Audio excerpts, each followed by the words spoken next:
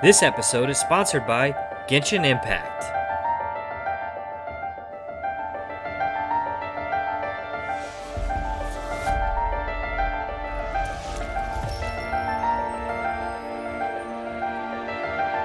Hello and welcome back, and today we're making Wolf's Gravestone from Genshin Impact.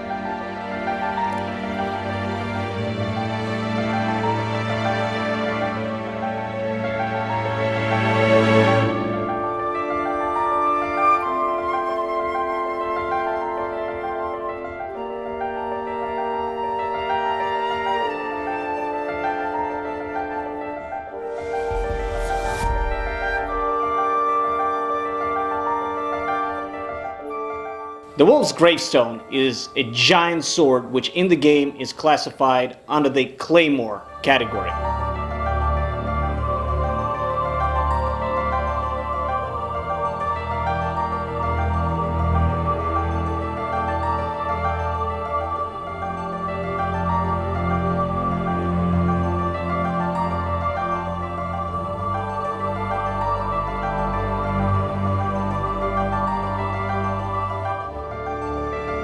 Because of the intricate nature of the object, at some point the entire process will turn into an exercise in creative sculpture. So first, we will start making the blade to weight and to scale. The way I select the material I usually need, I weigh the starting material, account for approximately 5 to 10% loss in scale or grinding, and proceed with forging, carefully taking measurements as I go.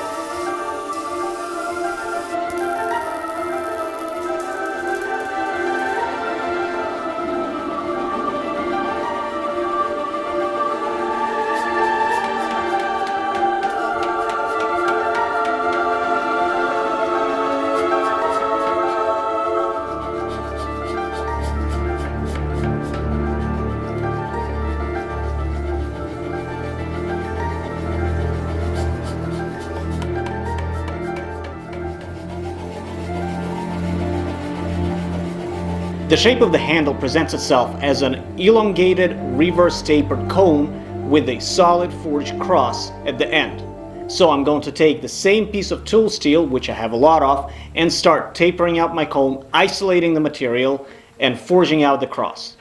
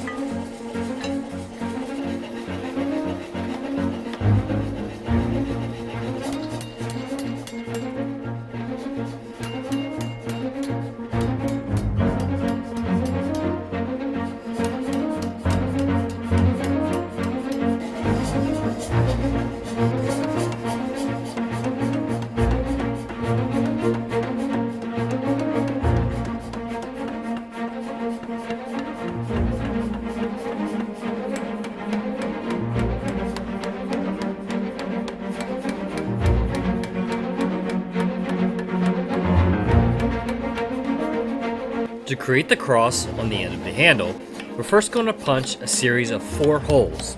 After that, we'll use a hot cut tool to cut in at an angle on each of the corners to make our 4 quadrants. The rest is done by hand.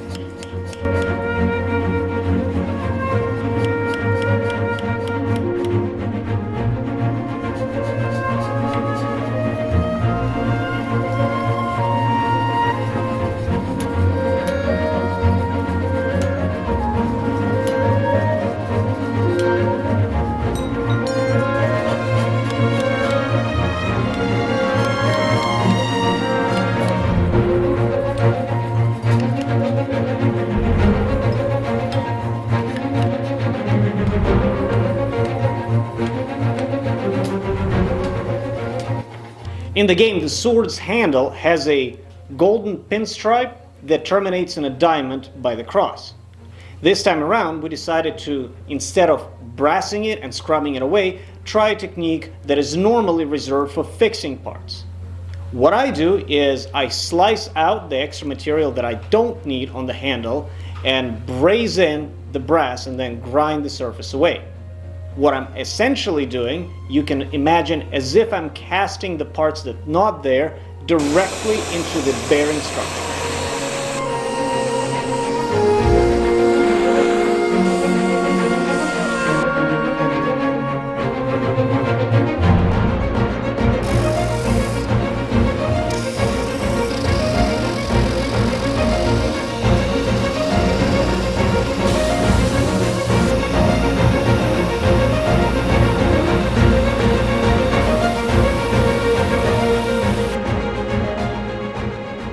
The first layer of parts on the guard consists of arrow and diamond shaped objects. Some will be the quillons and other will be the decorative pieces that protrude back onto the handle.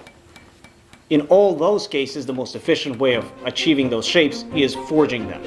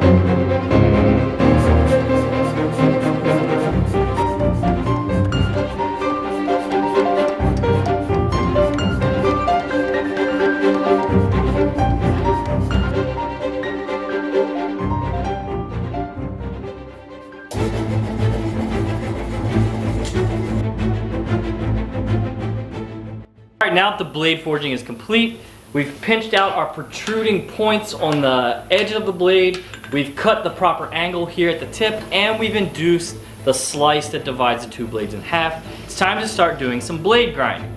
Now we're going to end up using all kinds of different attachments to achieve the grinds on this blade, but to start things off, we're just going to use a contact reel, get the perimeter of the blade established, and start rough grinding some edges. Our end goal is going to be about inch wide thick, really flat bevels all the way around, which will have to be done on the platen, but we probably won't even get to that until after the heat treat because we want to leave the edges nice and thick to play it safe on the heat treat. Alright, let's get to grinding.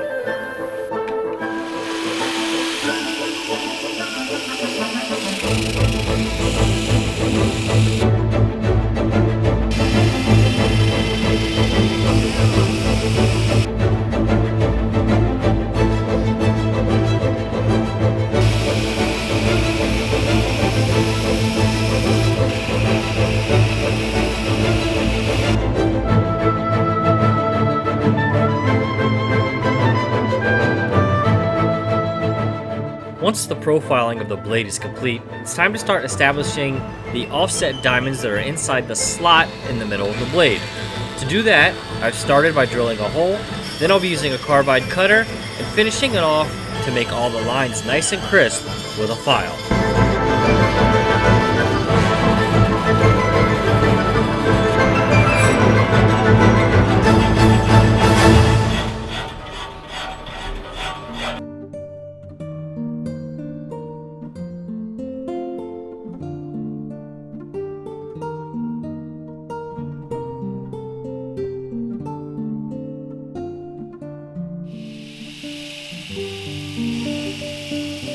Before For heat treat, my goal is not to grind our edges completely to their final shape. However, I do need to take a lot of material off and be super careful to not overgrind. If I overgrind, I can't exactly put that material back. So even though this is a heavy blade and I want to hog material, I have to be super careful.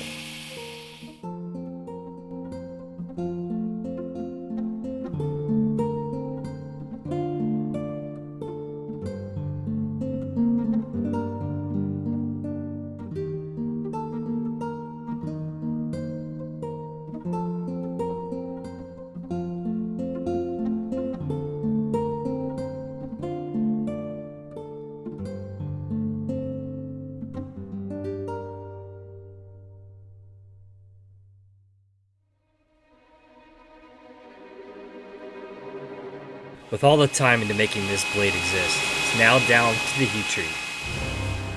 With just one mistake, one slip up, this blade could easily crack or warp to the point where we can't use it and we would have to start over.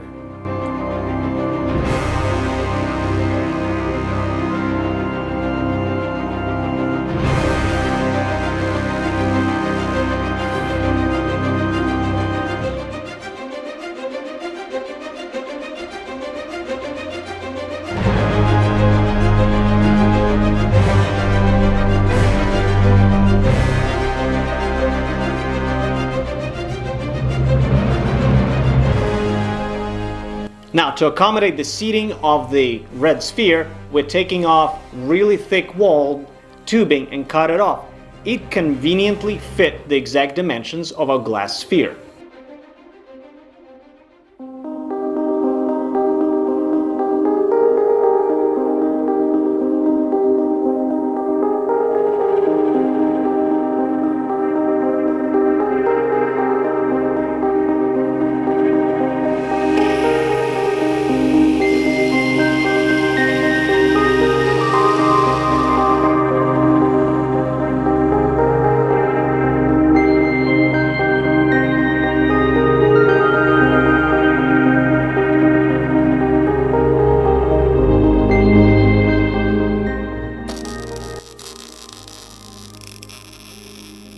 Now that the blade has been hardened and tempered, Matt will have to do all the final sharpening and polishing on the piece. However, because of the sheer surface area and weight of the blade, Matt will have to find roundabout ways of achieving the same results he would have on a smaller piece. That means he has to have all the equipment on hand and utilize every single bit of it.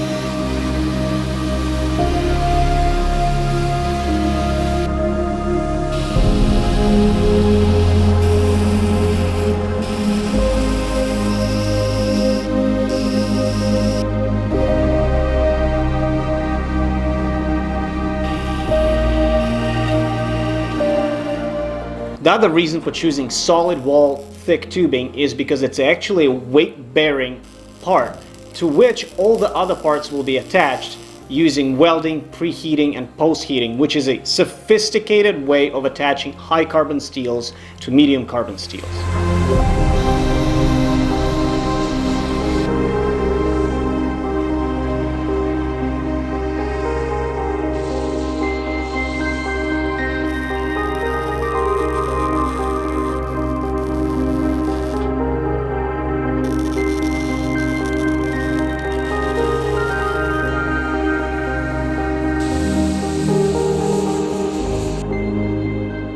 The last bit of blade grinding to do is to add in the very narrow fullers that run up this blade.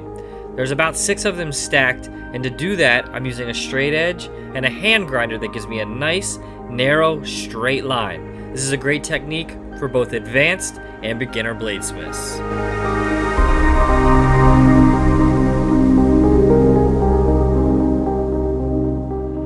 With the foundational structure of the sword already assembled, it's time to move on and start sizing and making the overlays to complete the piece.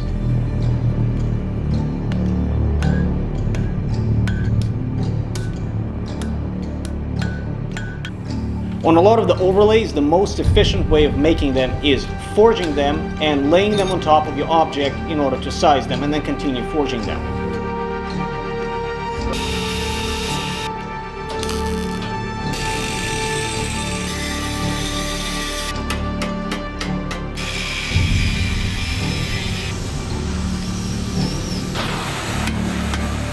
On the other ones, the most efficient way is to have Matt grind out one of the parts, because we have to make 4 of them, and I forge out the rest of the 3.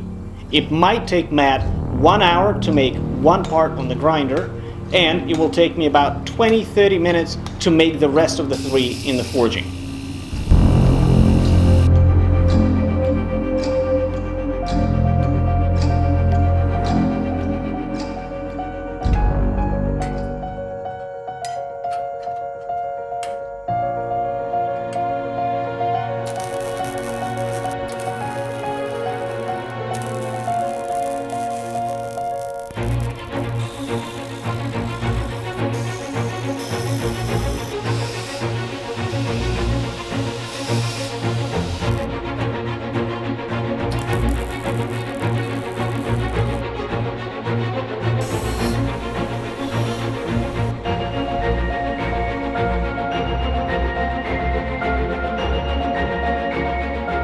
Now that all the parts are assembled together, it's time to give the sword color and presence.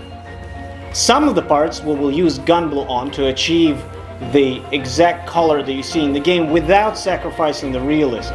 For that, we use store-bought gun blue. However, we cannot avoid painting some other parts, especially the red, because those patinas are not found in nature. However, the combination of paint as well as gun blue will give the sword an aged, somewhat used patina and will really make it look like an artifact.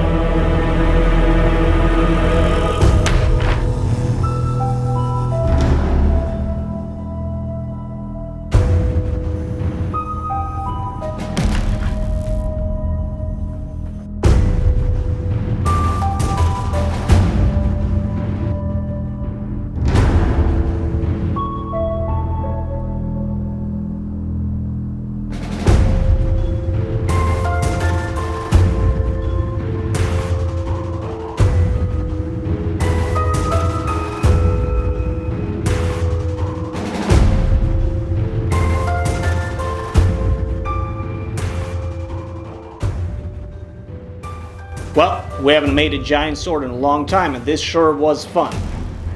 Now, if you want to check out a great game, check out Genshin Impact. And keep watching our channel. Remember, over here at That Works, we don't use a tool simply because we have it. We use a tool because it's necessary for that exact job. And thank you for watching. Catch you next time. And thanks for watching our very first Genshin Impact build. If you're new to this channel, be sure to subscribe by clicking the logo on the right hand side. And if you thought we did a good job, be sure to give this video a thumbs up. And as always, please tell us in the comments below what build you'd like to see this team build next.